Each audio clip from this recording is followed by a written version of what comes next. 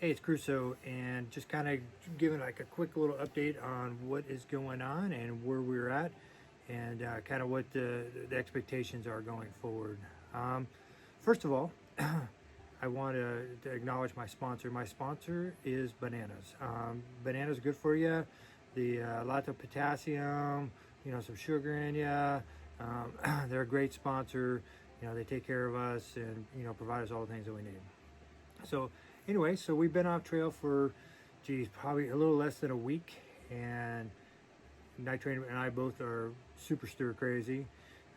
It's been pretty awesome watching all the Facebook feeds and the Instagram feeds, of folks that are getting on the trail. And of course, I listened to Ram Dino last night, and it looks like there's a pretty decent sized bubble kind of forming right now, which is pretty awesome.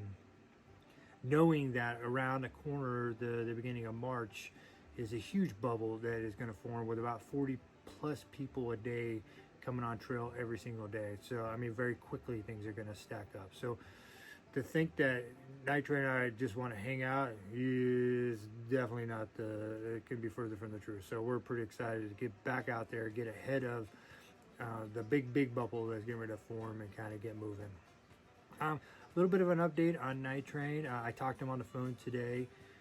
He's a tough dude. So he told me, he said, hey man, I can't wait till I'm 100%, or else it'll take 2 months. So right now he's feeling better.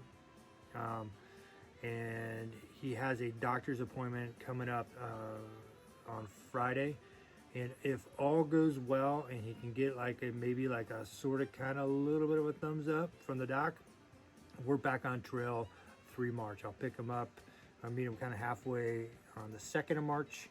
And then we will, no kidding, be back on trail 3 March at the knock with an immediately steep climb coming up out of there. So that's kind of like the current plan.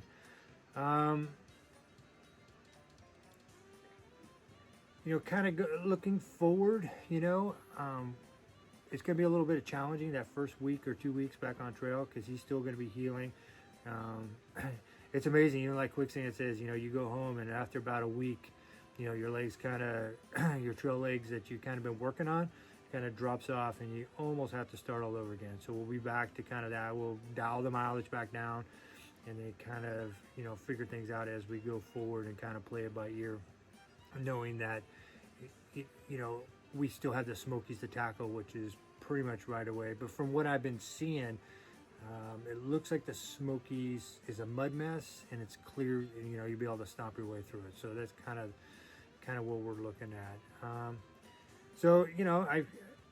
I've been kind of messing around with a little bit of different software and things like that, trying to find to add a little bit better value, in your time and watching these videos. So I figured I'd mess around, with a gear video. Now, I am not a gear video kind of guy.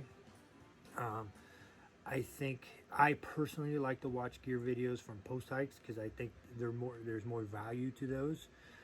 But I will say that the gear video that I'm going to kind of like my version of a gear video is the things that I have used extensively, over the past probably year and a half.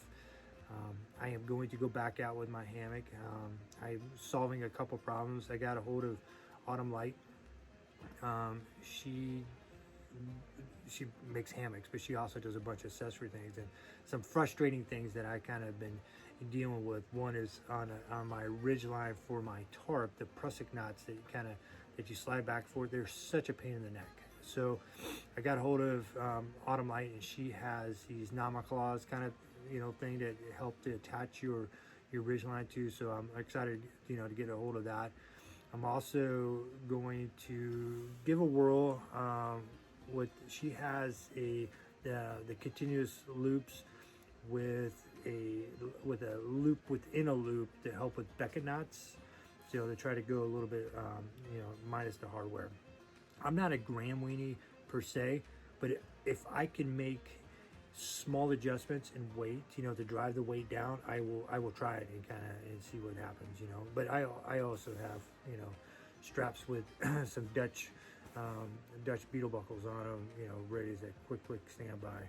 So kind of looking at that, and kind of going forward with that. So one last thing I want to leave everybody with is a quote. I actually saw this on trail about a week ago. I like following Larry Hamilton. I really follow his wife, Gabrielle Reese. She has a great podcast out there. But he put a quote out that says, just because people are doing extraordinary things doesn't mean they're not ordinary people. And what that meant to me was, is just because you're seeing people out there and they're, you know, really putting it forward, and you're like, wow, I don't know if I could do that. But these are just regular, ordinary people, just like you and I, and you can absolutely, you know, do those great things as well. So I thought it was a great quote. It's super inspirational for me, and it's kind of what I got going on. So let's go do a gear video.